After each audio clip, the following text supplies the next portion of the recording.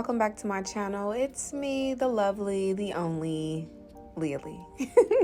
So today is going to be a totally different video from my norm, the facial treatments.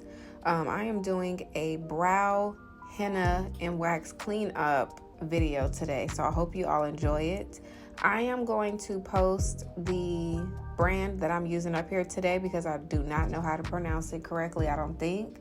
And we're going to jump right into this.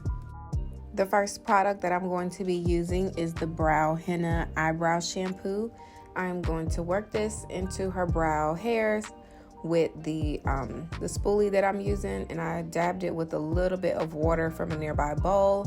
And I'm just going to make sure that they are nice and clean. This is going to help to make sure that the stain is setting directly to her skin and to her hairs with a clean start.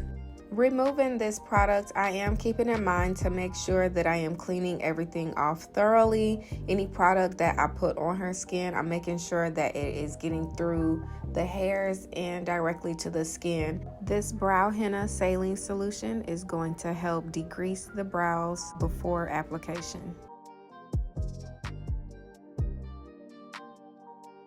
The colors that I use to stain her brows are the deep black and the dark brown. This mineral aqua solution is what you mix with the powder to create the stain. My client does have more dense brow hairs. That's one thing that I am going to have to keep in mind when doing different, clients' brows, that everyone's brow density is not the same. Some people's may need a little bit more product to penetrate directly to the skin and through all of the hairs.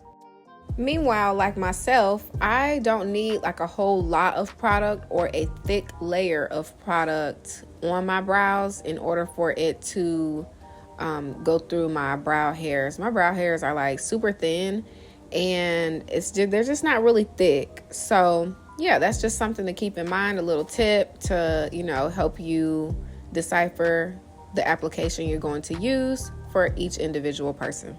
I did allow for the first application to fully dry, and then I layered this second application on top. I did a total of 3 layers of the henna.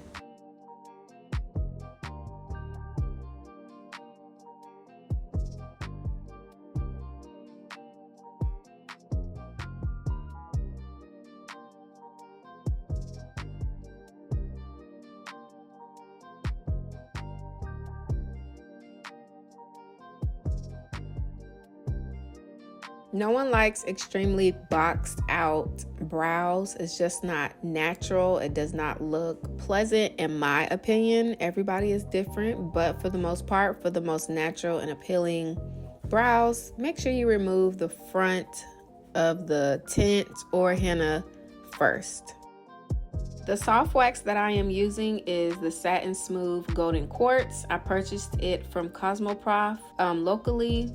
Now y'all don't get down my back and down my throat with my application process. I am still very, very much learning the art of brows and the technique of only using a very small amount of wax to spread and use on the brows. So just give me a little break. I take some tips and how to do better, but y'all do not kill me in the comments, okay? At this point, I did accidentally overuse wax and it exfoliated the top layer of her skin right here. I'm going to zoom in so you can see it a little bit closer, but yes, it did pull off her skin. So towards the end of this treatment, I did use some Aquaphor healing ointment, the samples that I have in the spa, and I also sent her home with some. As we all watched, I removed the henna with a wet 4x4, followed by the brow henna conditioner.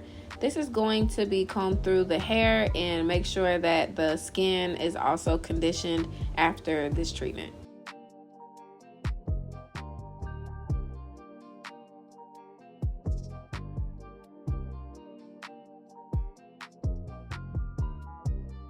Removing this with a wet cotton pad.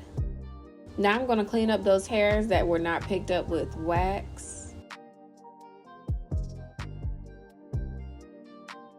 And in this area, you can see where the skin was exfoliated.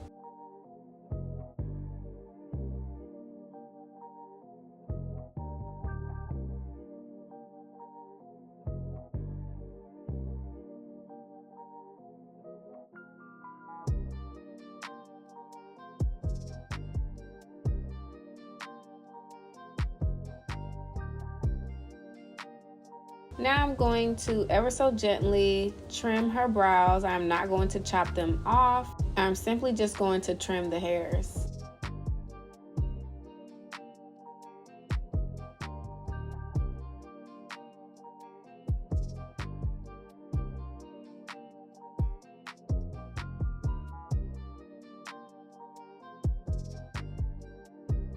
The last step is going to be the brow fixation lotion. This is going to be applied to dry brows, and my client is not going to wash this off.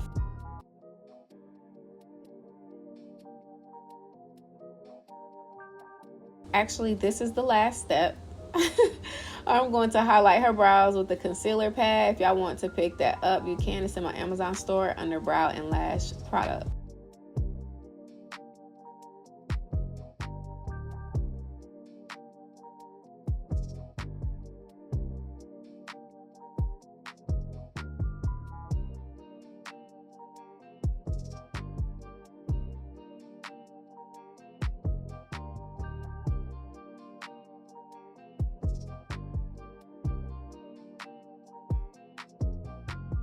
And here I am showing the Aquaphor Advanced Therapy Healing Ointment, and I'm going to apply it directly to that area. If you ever have this happen to you, or if you accidentally, have this happen while you're servicing a client, please make sure that you apply some type of healing ointment and stress the fact that sunscreen needs to be worn to prevent hyperpigmentation.